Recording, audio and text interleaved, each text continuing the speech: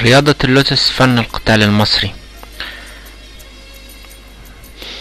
المستوى الأول، ويشمل الأساسيات الخاصة بهذه الرياضة. وفي أساسيات رياضة اللوتس أشكال القبضة سنتناولها بالشرح، حيث يتم الضرب بمقدمة القبضة عندما تكون القبضة في شكل مغلق تام بإحكام بعقلتي إصبعي السبابة والأوسط سواء من الأمام أو ظهر القبضة، كما يتم الضرب بقاعدة القبضة، كل هذا وتكون القبضة مغلقة بإحكام، ويتم الضرب في وضع الواقف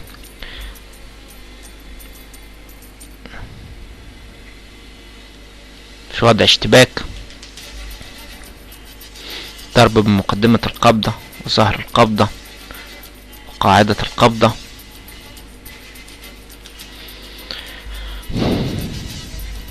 في الشكل الثاني نصف المفتوح يتم الضرب بعقل الأصابع للإبهام، السبابة، الأوسط، الخنصر، البنصر،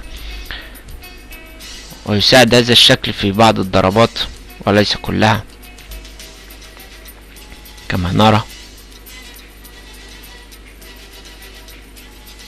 تكون الأصابع مشدودة ومغلقة بإحكام، ضرب للداخل بعقلة الإبهام،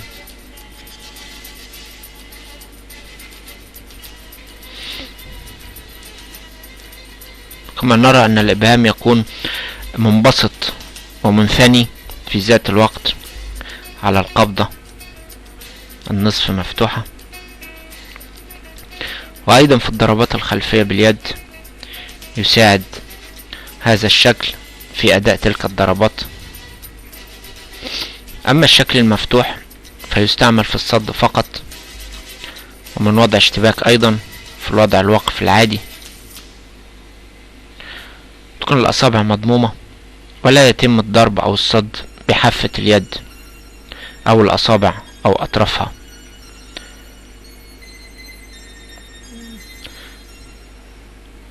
يتم الصد باليد الأمامية والداخلية، ويساعد كف اليد في حماية المنطقة المحيطة بالضربة.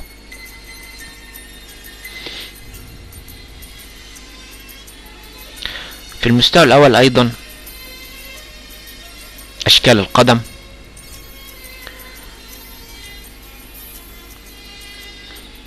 تستعمل في الركل وفي الصد أيضا.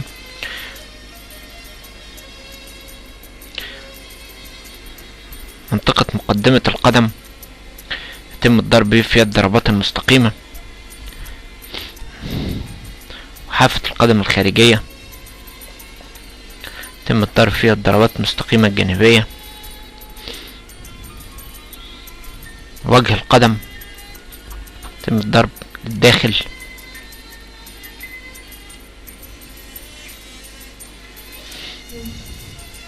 والصد بكف القدم، خاصة في الصدات بالقدم في الخلف.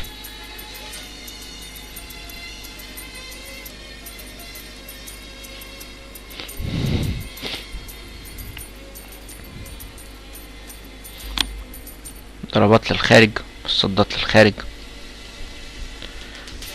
أما كعب القدم فيستعمل في الضربات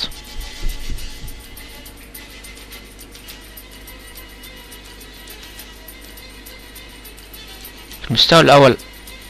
في الأساسيات الوقفات، ومن أهمها وقفة التحية التي تستعمل في بداية المباريات، في بداية أداء التكوينات، وفي العديد من مهارات اللعب. وكما نرى فإن الانحناء ليس انحناء تام، ويكون النظر موجه إلى الخصم مع ضم القدمين وضم اليدين، وتكون القدم موازية للقدم على الأرض، واليد اليسرى للأمام، والقبضتين مغلقتين بإحكام في مقدمة الصدر، ونتحول منها إلى الوقفات الأخرى.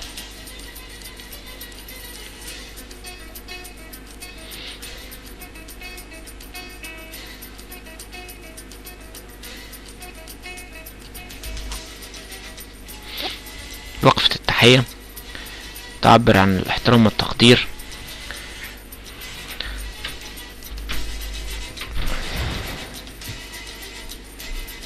في المستوى الأول الأساسيات، الوقفات العالية،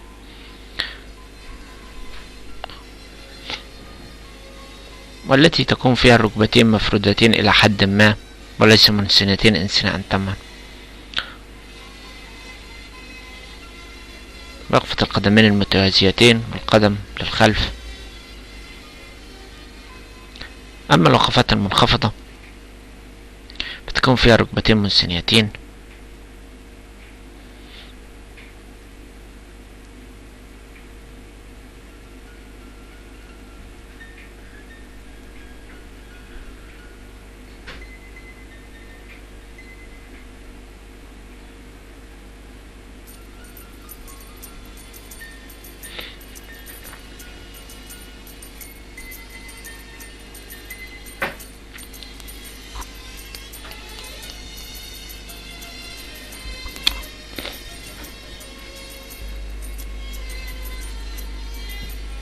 تساعد هذه الوقفات في أداء الضربات المنخفضة. وكما نرى فإنه يمكن استعمال القدم الأمامية في الضرب مع الارتكاز على القدم الخلفية،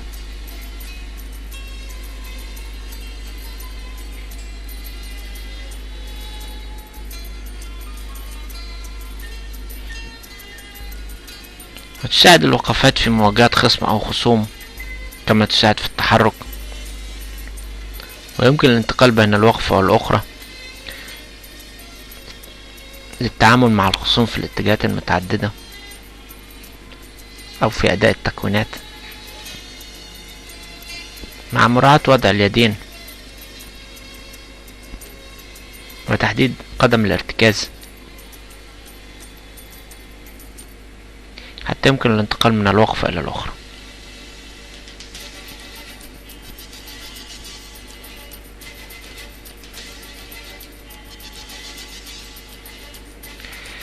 في المستوى الأول أيضا في الأساسيات الوقفات المتقاطعة، وتتقاطع فيها القدمين، ويكون سبب ذلك تمكين الفرد من الدوران في المكان أو التحرك إلى الجانب الأيمن أو الأيسر.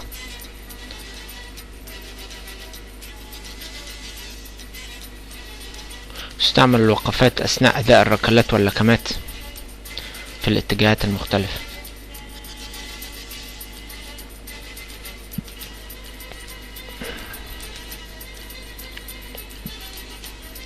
أما الوقفات على قدم واحدة فتساعد في التفادي الجزئي عندما يتم ضرب إحدى القدمين،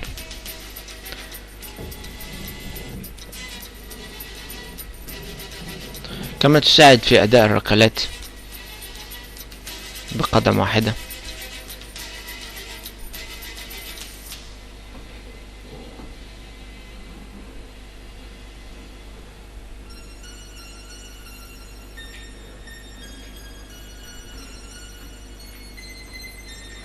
في المستوى الأول أيضا في الأساسيات التحرك مع ثبات الوقفة.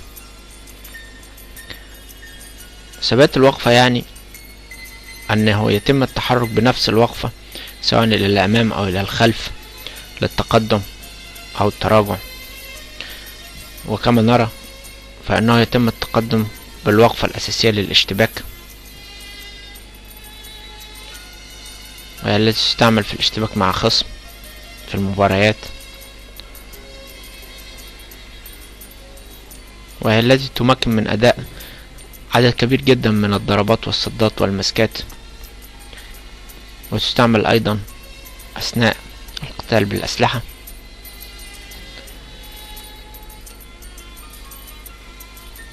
التحرك مع ثبات الوقفة، وخاصة الوقفة الأساسية للاشتباك، كما نرى أنه يكون الارتكاز على القدم الخلفية بواقع 75% من مركز ثقل الجسم، و25% على القدم الأمامية. وتكون اليدين مضمومتين ومغلقتين أمام الوجه لمواجهة الخصم.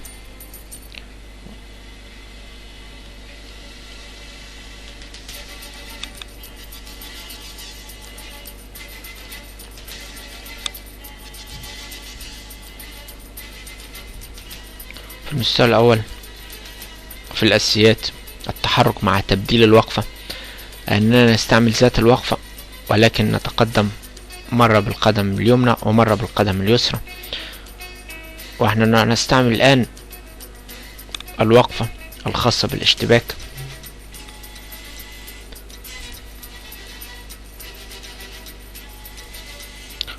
ونلاحظ أن اليدين في ذات الوقت للأمام لحماية المنطقة العلوية من الجسم.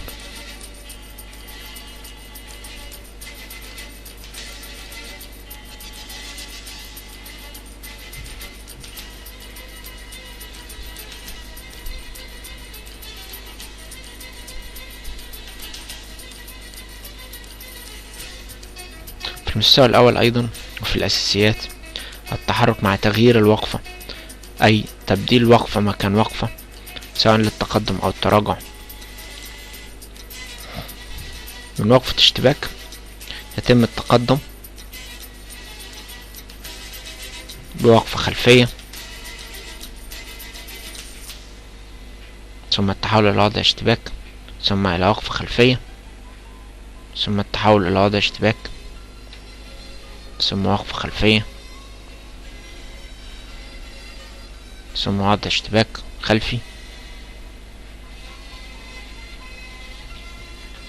والتراجع بهم مرة أخرى.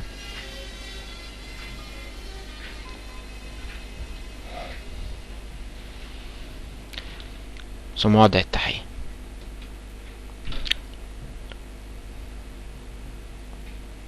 كما نرى من زوايا أخرى التحرك مع تغيير الوقفة،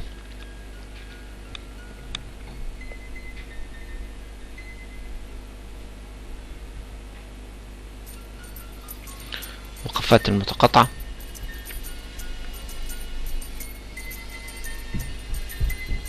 سواء التقدم بقدم من الخلف أو بقدم من الأمام، قدم من الأمام،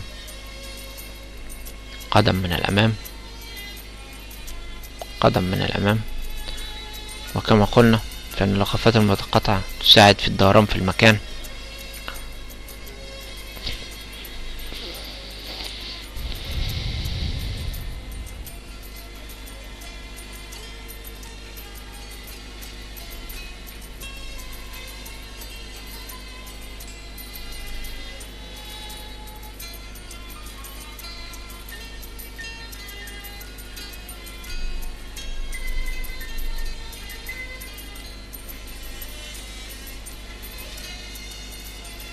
في المستوى الأول في الأساسيات الضربات، وسنقوم بشرح أهمية وقفة الاشتباك الأساسية.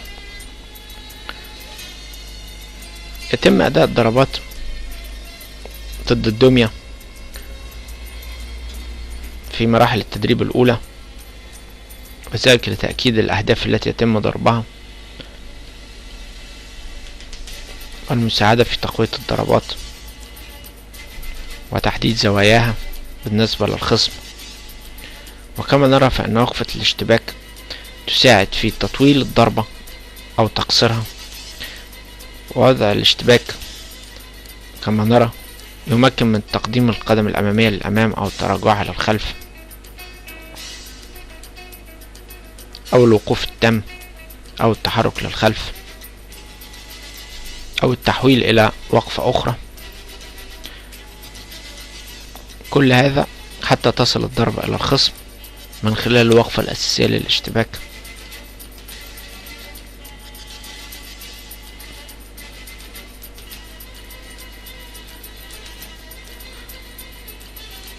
كما نرى فإن القدم الأمامية تساعد كثيرا في وصول الضربة إلى الخصم والتراجع في ذات الوقت.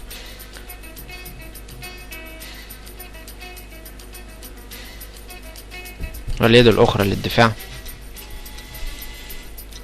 كما يسهل ذلك كله استعمال القدم الأمامية في تسديد الضربات والصدات.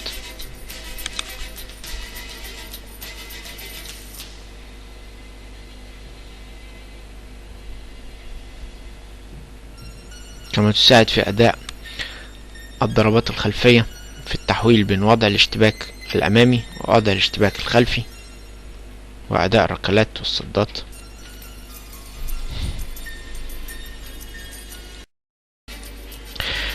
في المستوى الأول والأساسيات الضربات يتم شرح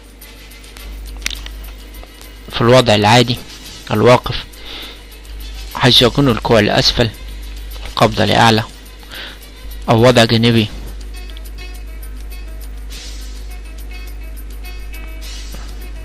ولا يمكن أداء اللكمات الخلفية من وضع أمامي أو حتى جانبي، وبسبب محور الساعد والعضد. وكذا الركلات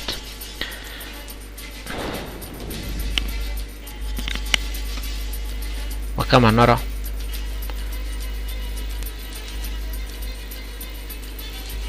في الوضع الجانبي اللكمات والركلات.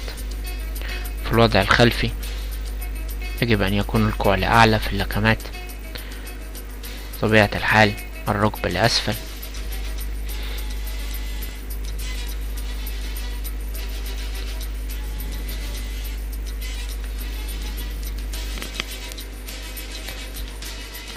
في المستوى الأول في الأساسيات في الضربات يتم شرح ارتفاع الضربات في المستوى العادي أو في المستوى العالي أو في المستوى المنخفض، أي أن هناك ثلاث ارتفاعات للضربة: العالي والمتوسط والمنخفض، سواء كانت لكمات أو ركلات. وعند ضرب ركبة الخصم أو الضرب في المستوى المنخفض يتغير الوقفة. ولشرح الضربات في الوضع الأرضي كما نرى يجب الاقتراب قليلا من الخصم، ثم الهبوط في الوضع الأرضي، والاقتراب معه والضرب في الركبة وأسفل الحزام سواء باليد أو القدم، مع وضع اليد الأخرى للحماية عند الرأس.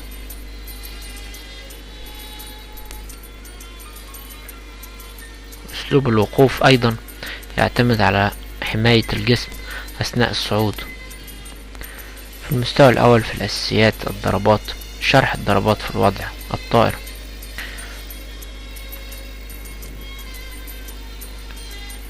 من إحدى الوقفات التي تم شرحها سابقا يتم القفز لأعلى على أن يكون اللكم والركل في مستوى الوجه والبطن، لأن القفز أعلى من هذا لن يؤدي إلى وصول ضربة إلى الخصم مطلقا. يساعد الوضع الطائر في حماية المنطقة السفلية.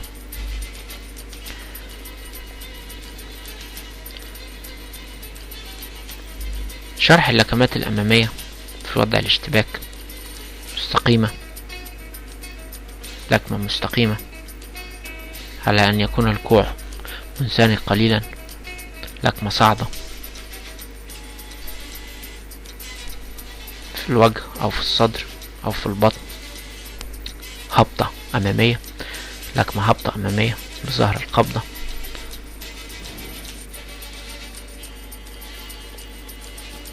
أو على الكتف أو في الصدر، لكمة دائرية للداخل في الوجه بقاعدة القبضة،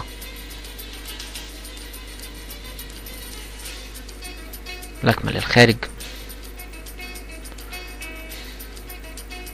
لكمات الأمامية: يد أمامية، مزيد من الشرح.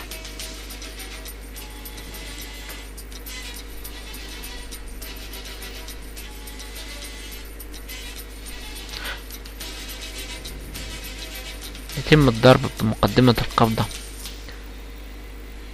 في الوجه والصدر، لكمة مستقيمة أمامية، صاعدة أمامية، صعدة أمامية. في الصدر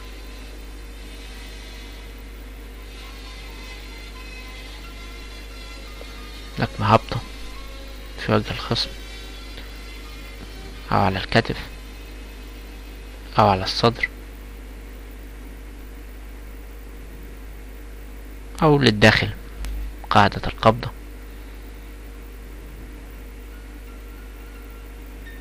أو في الصدر أو الأضلاع، وبالشكل نصف المفتوح يتم الضرب للخارج في وجه الخصم أو في الصدر أو الأضلاع، أيضا بالشكل نصف المفتوح مع حماية الوجه باليد الأخرى.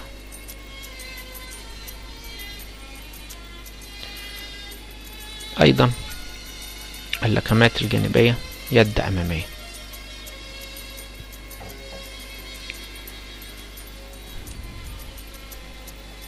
الوضع الجانبي التغيير من وضع الاشتباك الأمامي إلى الوضع الجانبي كما نرى، تغيير للوقفة.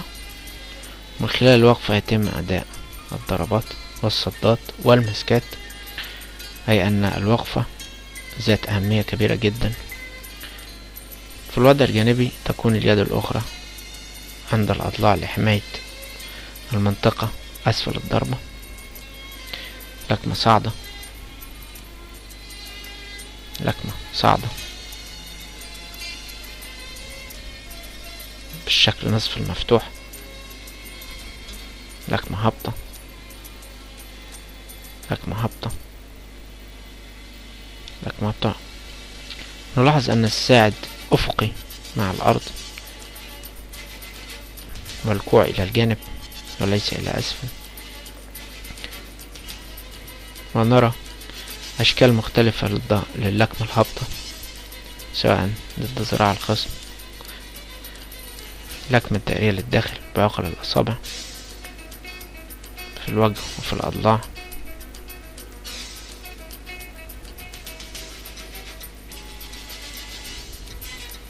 للخارج بظهر القبضة ضد الأضلاع أيضا، وهبطة.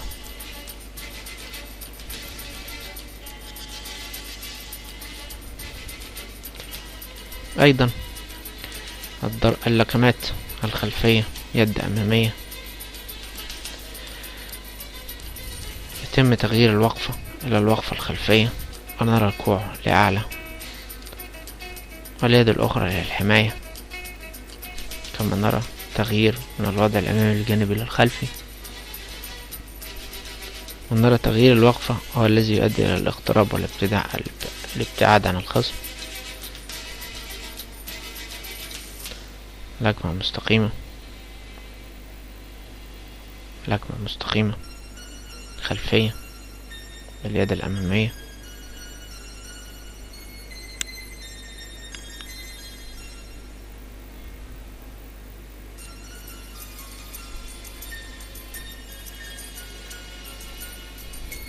لكمة صاعدة،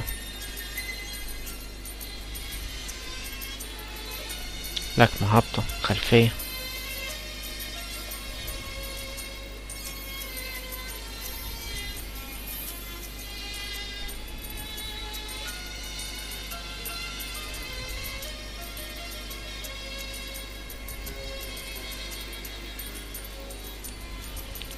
لكمة للداخل قاعدة القبضة الوجه والأضلاع، لكمة للداخل، لكمة للخارج بعقلة الإبهام في الشكل نصف المفتوح،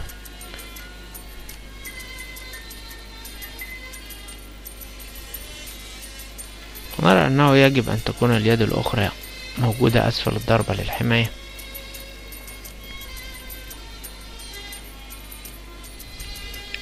الكمات الأمامية يد داخلية.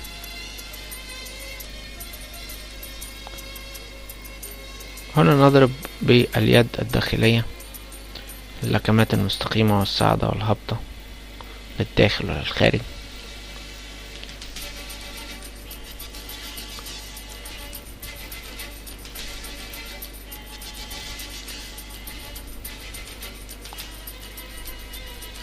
تختلف استعمالات اليد الأمامية عن اليد الداخلية في التكتيك الفني لاستعمال اللكمة أو الركلة، إذا يجب التدريب على اليد الأمامية والتدريب على اليد الداخلية.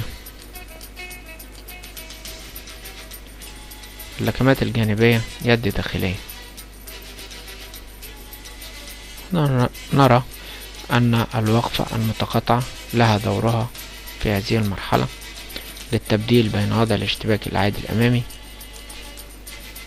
إلى الوقفة المتقاطعة وأداء اللكمات الجانبية باليد الداخلية.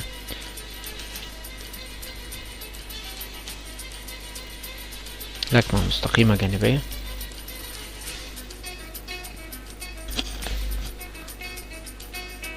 صاعدة، هابطة للداخل للخارج، ونرى اليد الأخرى أسفل اللكمة للحماية، مستقيمة، صاعدة للداخل للخارج.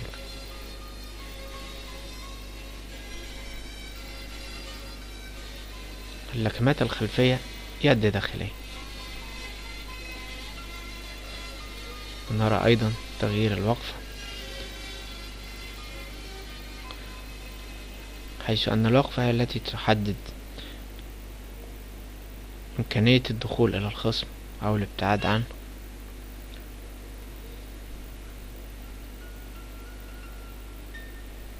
ومن أي نقطة يتم الدوران بأداء اللكمة الخلفية، حيث أنها تساعد كثيرا في الاقتراب من الخصم بخطوة مع أداء اللكمة.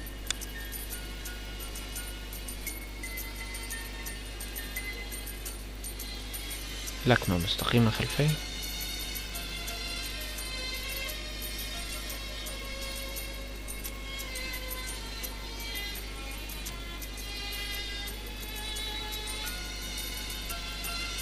لكمة مستقيمة خلفية،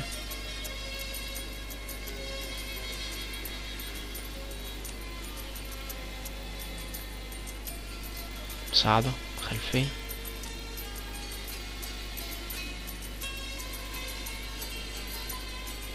هابطة خلفية،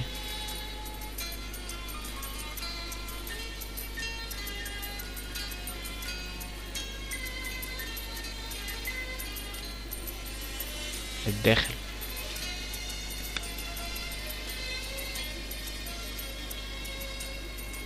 للخارج،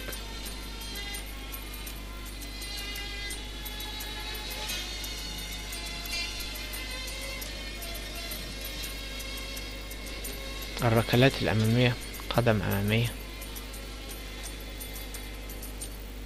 مستقيمة أمامية، مستقيمة أمامية، ركلة أمامية مستقيمة، صاعدة، وتؤدى إلى وجه أو صدر أو ذراع الخصم. الهبطة الأمامية،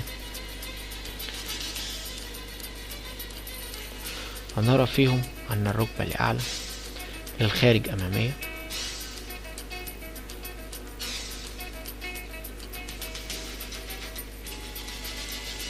الركلات الجانبية قدم أمامية، ركلة مستقيمة جانبية. كما نرى أن الساق أفقي مع الأرض، واليدين أمام الوجه، ولا يميل الجسم إلى الخلف، صاعدة أمامية،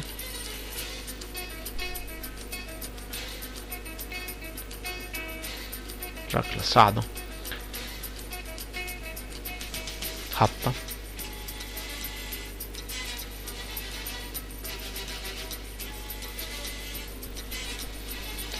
ركلة الهبطة الجانبية، وللخارج بكعب القدم، للخارج بكعب القدم،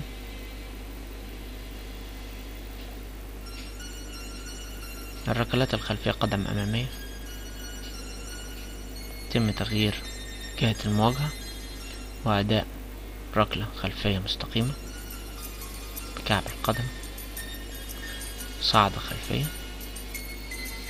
صعدة خلفية، هبطة خلفية، هبطة خلفية، للداخل خلفية، ركلة للداخل خلفية،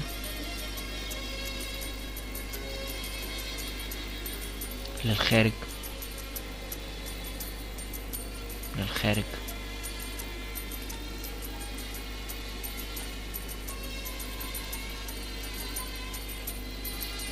الركلات الأمامية قدم داخلية، مستقيمة، ركلة مستقيمة، صعدة، صعدة بوجه القدم، هبطة، هبطة، للخارج،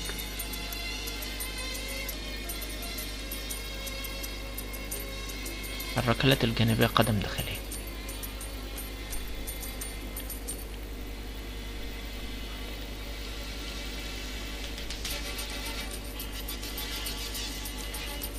كما نرى أنه يجب أن تكون القدم التي ستؤدي الركلة في وضع معين أثناء رفعها عن الأرض، والقدم الأخرى التي سيتم الارتكاز عليها تدور قبل أداء الركلة، كما نرى هبطة جانبية، هبطة جانبية،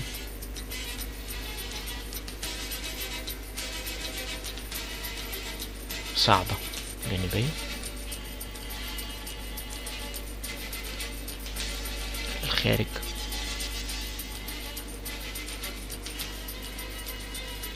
الركلات الخلفية قدم داخلية،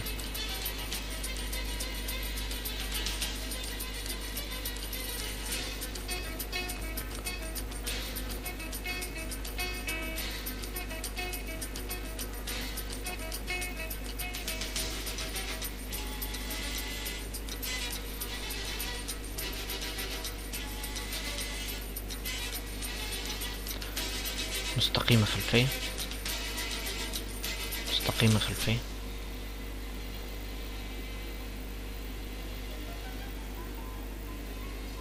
مستقيمة خلفية،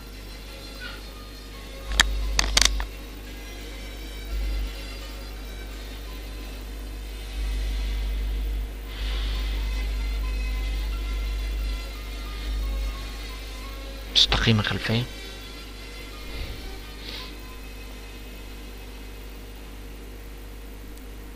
صعدة،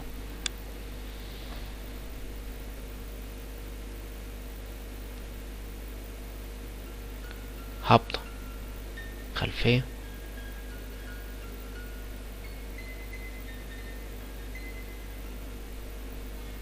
للداخل،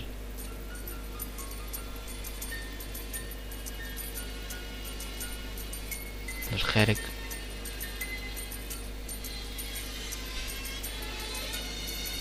الصدات، وضع مماثل، يد أمامية، أضلاع،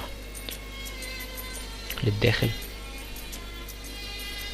للخارج، لأسفل، لأعلى،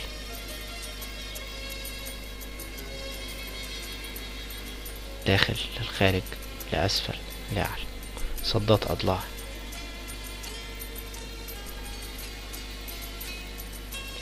وضع مماثل، يد أمامية، صدات زوايا،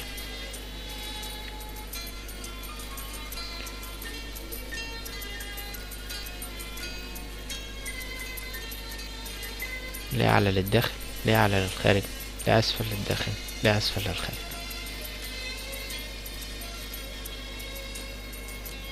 وضع مماثل، يد داخلية، أضلاع،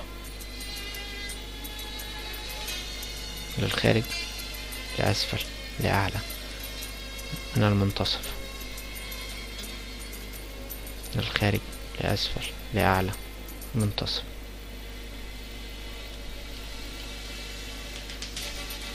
وضع مماثل، يد داخلية، زوايا، للداخل للخارج لأسفل للداخل لأسفل للخارج للداخل لأعلى للداخل للخارج لأسفل للخارج.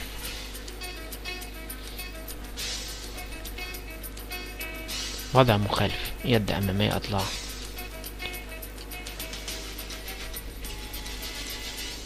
للداخل للخارج لأسفل لأعلى للداخل للخارج لأسفل لأعلى.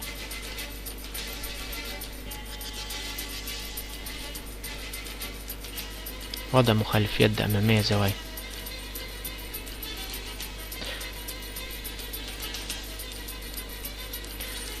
للداخل لأعلى للخارج لأعلى للداخل لأسفل لأسفل للخارج. وضع مخالف، يد داخلية أضلاع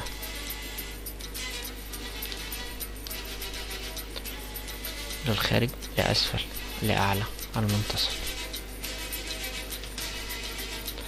للخارج لأسفل لأعلى المنتصف. وضع مخالف، يد داخلية زوايا للداخل للخارج لأعلى لأسفل للخارج لأسفل للخارج للداخل للخارج للداخل للخارج.